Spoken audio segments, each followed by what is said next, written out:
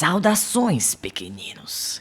Hoje iremos contar uma sinistra história de terror, cheia de traições, de quando a coragem e a virtude dos homens livres não foram o suficiente para derrotar as forças das trevas. E também iremos mostrar que esse desfecho sombrio marcou o rumo da humanidade até aqui onde estamos. Uns dizem que nesse conto o mal foi derrotado, mas sabemos que o mal nunca morre e que ele sempre volta mais astuto e terrível do que nunca. Salve galera, sejam bem-vindos ao Nova Gênesis. Eu me chamo El e você está no quadro From Hell. Hoje iremos relembrar a lendária jornada da EC Comics, uma das editoras mais importantes da história. Mostraremos os momentos mais importantes e refletiremos sobre todas as polêmicas em que a editora se envolveu, junto do governo americano e sua sociedade puritana da época. Então já curte, comente e compartilha, ativa o sino para não ficar de fora de nenhuma novidade e também para você nos dar aquele fortalecimento que nos ajuda demais. Demorou? Dito isso, vamos ao que interessa.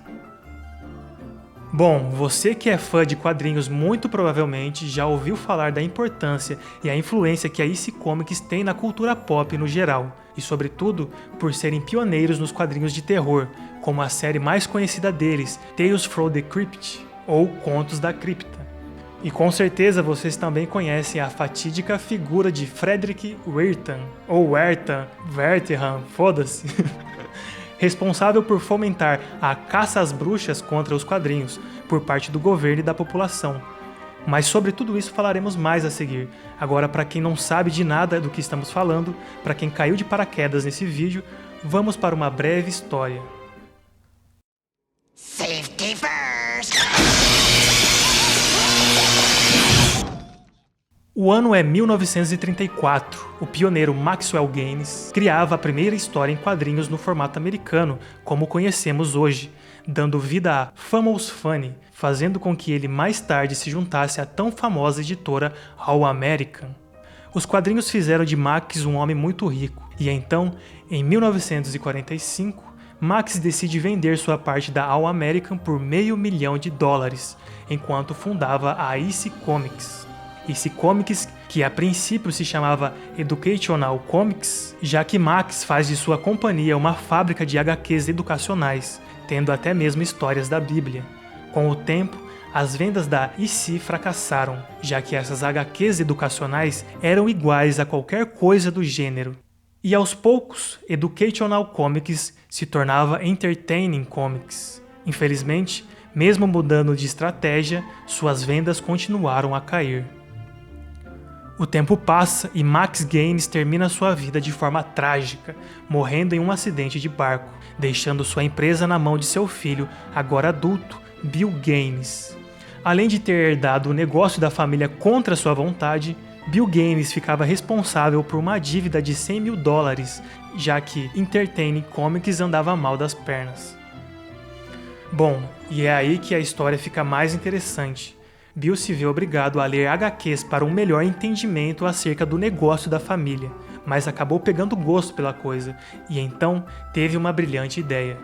Além de gostar muito de ficção científica, Bill também gostava de escutar histórias de terror pelo rádio, e decidiu fazer algo a partir disso.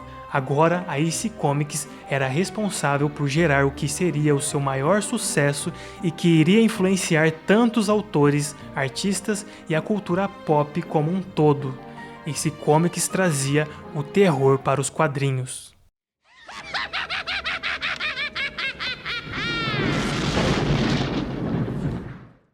O terror agora era uma realidade, e sem saber, Bill e seus artistas estavam diante de algo muito poderoso, algo tão grande que poderia mudar o mundo. Os quadrinhos da EC Comics, pouco a pouco, tomaram todas as bancas, só não ultrapassando as vendas de Superman, e Bill Gaines passava a ter uma das editoras mais bem-sucedidas até então. EC Comics era de fato um diferencial, com quadrinhos de altíssima qualidade, e embora tivesse o terror como carro-chefe, no início também publicavam histórias criminais que, futuramente, se tornariam mais sobrenaturais, com belas mulheres como as das novelas. e, claro, com o seu toque sombrio. Críticas sociais que outras histórias não ousavam estavam presentes, assim como o humor ácido.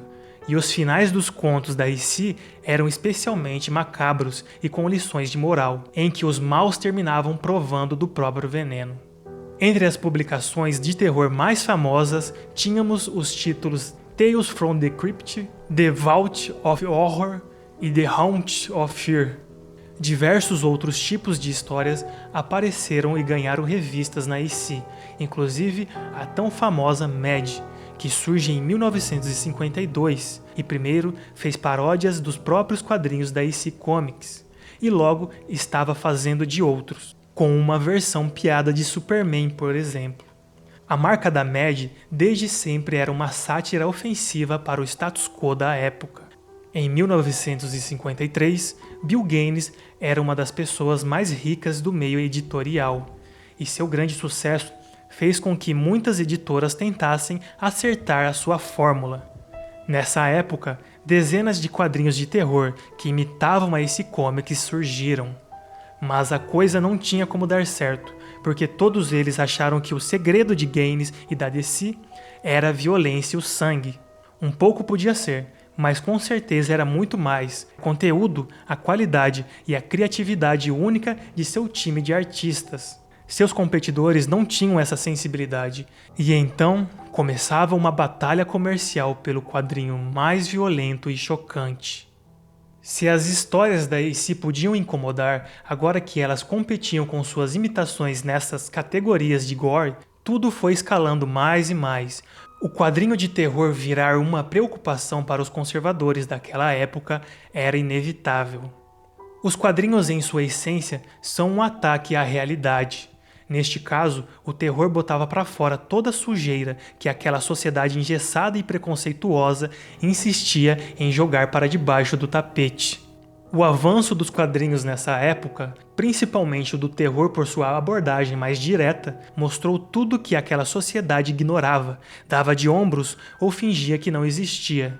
Agora não era só os monstros, zumbis, assassinos, vísceras e muito sangue que estavam expostos, mas também a hipocrisia, ignorância, maldade e alienação presente na vida humana. Isso causou um grande incômodo, e já existiam manifestações contrárias na mídia a respeito dos quadrinhos, desde antes do auge da AC. Os quadrinhos despertou o grande mal escondido naquelas pessoas, e então as chuvas de críticas surgiram. Nessa época surgiu Frederick Wertham. Na verdade, Wertham já fazia barulho desde 48 e também não era o único, mas repentinamente, e de forma até suspeita, passou a ser uma voz importantíssima e causou toda uma comoção com a publicação de seu livro A Sedução dos Inocentes. Criado e incentivado por uma agenda política, Wertham se comprometeu a caçar e destruir todo o legado físico e espiritual dos quadrinhos. Com uma pseudociência, e se tratando de uma área que ainda engatinhava, Wertham chegou a uma confusa conclusão: a de que os quadrinhos transformavam jovens e crianças em delinquentes. Nada mais sem sentido que isso. Em uma de suas pesquisas, percebeu que todos os garotos problemáticos e criminosos liam quadrinhos. Bom, não é difícil perceber o quão insano é tal afirmação. Em uma época longe da tecnologia, é claro que todo mundo lia livros e quadrinhos. Em 1955, as vendas de gibi variavam de 80 a 100 milhões de exemplares por semana nos Estados Unidos. Wertham chega a dizer que os quadrinhos seriam um caso de saúde pública. Em seu livro, ele também disse que Batman e Robin seriam homossexuais, e que a Mulher Maravilha era lésbica, e que Superman era um tipo de ícone fascista, e que os quadrinhos de terror poderiam levar pessoas a cometerem crimes e assassinatos.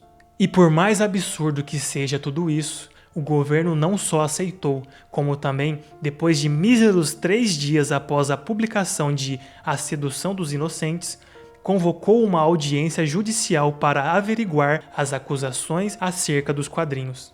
O livro saiu em 19 de abril de 54 e a audiência foi em 22 de abril. Já pensou um governo eficiente desse? Leram o livro em menos de 3 dias e já começaram um processo. a menos que tivesse algo combinado, mas quem sabe, né? Bill Gaines, cheio de confiança, se dispôs a depor em defesa de seu trabalho. E, embora tenha ido muito bem nas suas declarações, ele defendeu a liberdade com verdade e sensatez, ou seja, tudo que o governo e os protestantes não queriam ouvir. Abre aspas. Fui o primeiro editor dos Estados Unidos a publicar quadrinhos de terror. Eu sou o responsável, fui o pioneiro. Alguns não aprovam por uma questão de gosto. É tão difícil explicar a emoção inofensiva de uma história de terror para o Dr. Wertham quanto seria difícil explicar a sublimidade do amor para uma velha frígida. Estamos com medo de quê? Com medo dos nossos próprios filhos? Nós esquecemos que eles são cidadãos também? E que eles têm a liberdade essencial da leitura? Ou achamos que nossos filhos são tão maus, tão estúpidos ou com a mente tão frágil que um simples quadrinho pode influenciá-los a roubar e matar? Isso tudo foi o que disse o astuto Bill Gaines, não deixando passar uma alfinetada genial. Mas isso não foi o suficiente. Bill foi traído pela própria indústria de quadrinhos. Seus concorrentes, vendo uma chance de vencer a IC de uma vez por todas, acataram e cooperaram com as demandas do governo e criaram um selo de regulamentação, o Comics Code Authority, que em poucas palavras significa censura. A traição desses colegas editores não foi nada disfarçada. Entre as palavras proibidas estavam literalmente todos os principais termos que davam nome a quadrinhos da IC Comics, como crime, terror, estranho e horror. A população alienada seguiu o movimento, e em muitos lugares nos Estados Unidos houve queima de quadrinhos, uma imagem chocante que remetia para os artistas da IC ao próprio nazismo. Bill e C, artistas e roteiristas, já sem forças de lutar contra o Império, desistem após um último quadrinho de protesto, que provocou o lado segregacionista daquela sociedade, terminando de vez com a IC, junto a um grande foda-se por parte de Bill. E assim, por um bom tempo as HQs de terror caíram no ostracismo. Mais tarde, Bill Gaines contribuiu para a criação de um herdeiro da IC Comics, o seriado Contos da Cripta de 89, que durou até 96, com 93 episódios que adaptava fielmente histórias do quadrinho Tales from the Crypt. Infelizmente, em 92, o herói improvável dos quadrinhos de terror se foi, deixando um legado que deu luz a muitas coisas e segue inspirando diversas mídias até os dias de hoje. Muitos contam essa história, que para mim é de terror, como se fosse uma vitória. De fato, o selo Comics Code caiu. Aqueles detratores de carne e osso também. E os quadrinhos de terror voltaram a existir.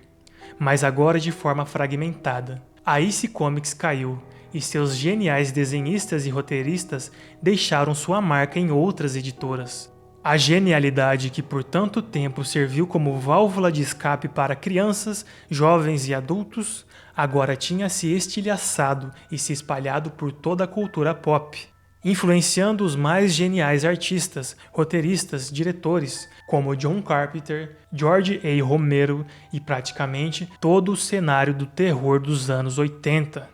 É como se a IC Comics tivesse sido apunhalada por todo o Senado, como fora Júlio César, e de seu sangue, cheio de vida que escorreu, cada lugar em que gotejou criou uma nova obra, com partes daquilo que tentaram parar em meio à sua ascensão.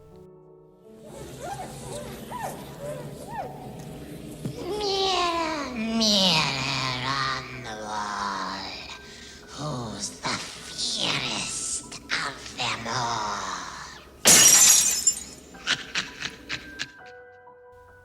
Philip K. Dick, um grande profeta da ficção científica e um grande nome desse canal, em seu Tractatus, diz que o grande mal que nos aprisiona e luta para que sejamos escravos faz com que as coisas pareçam diferentes, para que pareça que o tempo passou.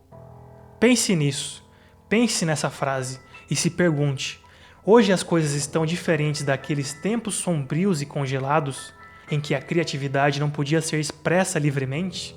Em que poderosos ditavam o que as pessoas deveriam ler e pensar com a autoridade de supostos especialistas que a história provam errados e a população seguia sem resistência? Hoje, nos nossos tempos tão evoluídos, você realmente acha que é livre? Você acha que não há autoridades suspeitas ditando o que você deve ou não pensar? A resposta é um grande não, com muitas exclamações. O puritanismo atrasado daquela época vive latente em nossas mentes. O grande mal ainda se esconde, e não estamos falando simplesmente de conservadorismo, de lado X ou Y. Esse mal não tem lado, se manifesta em todas as épocas. Antes era esse puritanismo que queria ditar o que se deveria ler e que temas não podiam ser tocados, que males que não podiam ser mostrados. Esse mal contrário à liberdade criativa só se disfarçou em outra carcaça, uma que igualmente se coloca como o bom senso e o máximo do moralismo e empatia. Antes a mentalidade predominante era de que esses quadrinhos são do demônio, que são apologia à violência, crime e satanismo, e que estariam sutilmente pervertendo a sexualidade e influenciando politicamente a subversão. Hoje, os quadrinhos precisam ser sobre sexualidade, precisam ser políticos e, entre muitas aspas, subversivos, já que não tem nada de subversivo em rezar a cartilha dos poderosos de seu tempo. Antes, a regra era ser um cristão, e agora a regra é que não se pode ser cristão. A inversão igualmente aleija a dialética. Antes, houve um código de censura, hoje é até pior. Não é necessário um código para que certas ideias ou a ausência de certas ideias sejam proibidas de tomar espaço e terem voz. Antes você precisava rezar uma cartilha puritana, agora só mudou o rótulo. A única coisa que segue sendo uma constante é que regulamentação da expressão continua sendo censura. O motivo da Inquisição contra os quadrinhos ter acontecido lá atrás é que aquela sociedade puritana negava com todas as forças enxergar a própria sombra. Uma sombra que os quadrinhos daí se mostrava em todas as facetas: o mal, a violência na porta ao lado, a hipocrisia do cotidiano, o terror no coração das pessoas, os vermes e pestes brigando por espaço embaixo do gramado verde bonito. Esse conservadorismo hipócrita da época criou sua oposição igualmente feroz que veio a tomar o seu lugar. Hoje o monstro que eles temiam senta no trono que era deles, e provando que era sua sombra negada, se mostra parecido demais com os seus antecessores. A proposta do From Hell é essencialmente essa exposição que sofre tanta resistência em todas as épocas. E os quadrinhos são essa janela para fora do labirinto. Eles não são só entretenimento, mas uma das melhores manifestações da verdade, em toda a sua multiforma livre e selvagem. Justamente não se levando a sério e sendo algo falso, fictício, ele se revela algo transcendente. Basta olharmos com a devida atenção, depositando toda a nossa vontade e atenção. The horse is the white of the eyes, and dark within. O cavalo é o branco dos olhos e as trevas dentro.